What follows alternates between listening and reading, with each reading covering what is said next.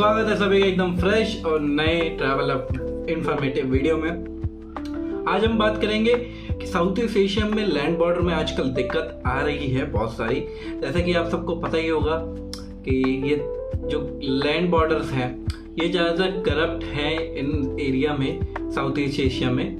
Malaysia और Thailand वाले को छोड़ के शायद से, बट स्टिल जो ये लाओस कंबोडिया का है, Vietnam Laos, Vietnam Cambodia, Thailand Laos, Thailand Cambodia, ये ज़्यादातर करप्ट माने जाते हैं। और अभी आजकल ज़्यादा केस डिनाइल के बहुत ज़्यादा आ रहे हैं, क्योंकि सबसे पहले तो मैं आपको रीज़न बता देता हूँ जो लैंड बॉर्डर है ज़्यादा डिनाइल की यहाँ पे क्यों आती है।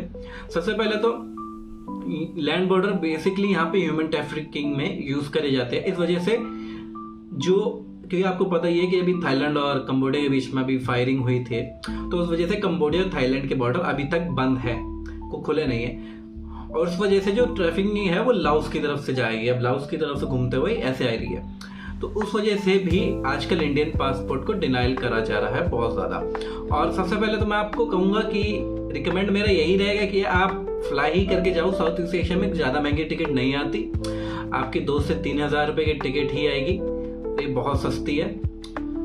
लास्ट 5,000 की आती है शायद से, और अगर आपकी किस्मत तो अच्छी हो तो 3,000 रुपये के अंदर भी आपको थाईलैंड से लाओस, कंबोडिया यहाँ तक की भी फ्लाइट आपको मिल सकती है। लेकिन उसमें 7 किलो का बैगेज मिलेगा, आपको वो बढ़वाना पड़ेगा। तो लोग उससे भी सस्ते जाने के लिए वो ट्रेन से चले जाते हैं, कुछ बस से चले जाते हैं। लेकिन आजकल बड़ी दिक्कत हो रही है। मैं अपना पर्सनल एक्सपीरियंस बताता हूँ। मैंने वियतनाम से लाओस के लिए खुद बाइक चलाई थी, मोटर बाइक, और वहाँ से जाके एग्जिट करके एंट्री वापस ले ली थी। और मैंने कैसे ली थी, मैं एक बॉर्डर है नाम म्याऊं, मैं ढंग से शायद मैं नाम नहीं ले पा रहा, यहाँ मैं भूल गया ढंग से, पर मेरे को इतना नाम म्याऊं, वो पहाड़ों के आसपास है। वहाँ से मैं गया तो खुद अपनी बाइक चला के, लेकिन मेरे को वहाँ पे कोई दिक्कत नहीं आई थी, ना वियतनाम वाली साइड से ना लाओस वाली साइड से। क्यों? क्योंकि मेरे पास जो था लाओस का स्टिकर वीज़ा था, तो उस वजह से शायद से उन्होंने मेरे की एंट्री डिनायल नहीं करी। अगर मैं वीज़ा ऑन अराइवल लेता शायद मेरे को वो कर सकते थे।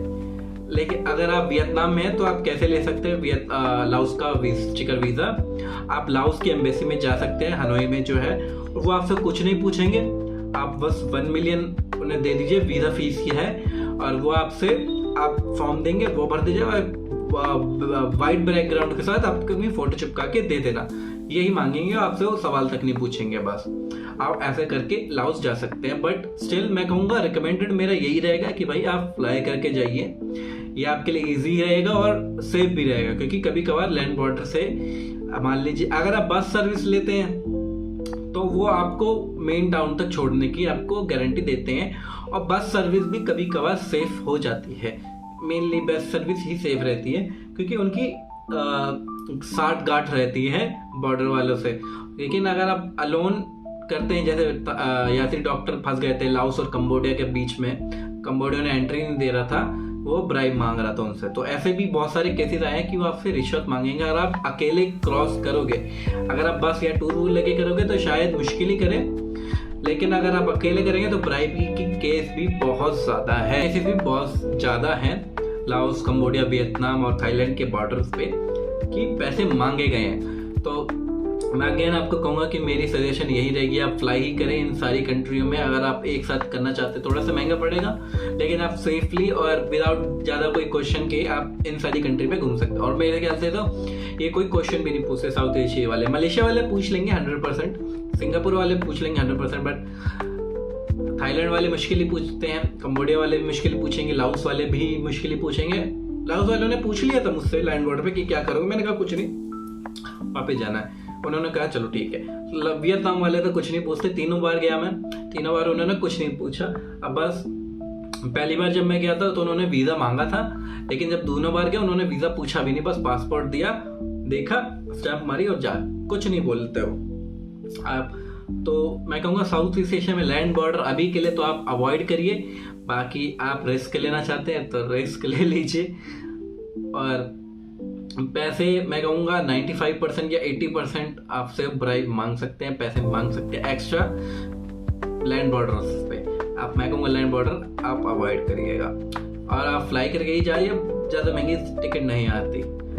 आप ट्रेन मैं रिकमेंड करूँगा थाईलैंड से मलेशिया की ट्रेन, वो बेस्ट रहेगी। लेकिन बाकी जो ये वाली इस तरह वाली थोड़ी बहुत साइड की जो south Asia, Laos, Cambodia, Vietnam, आप इनमें फ्लाई करके ही चाहिए तो इजी रह जाएगा, क्योंकि एयरपोर्ट पे इतना सब कुछ नहीं होता, बहुत सारी भीड़ होती है, उसमें वो ब्राइब नहीं ले सकते आपसे।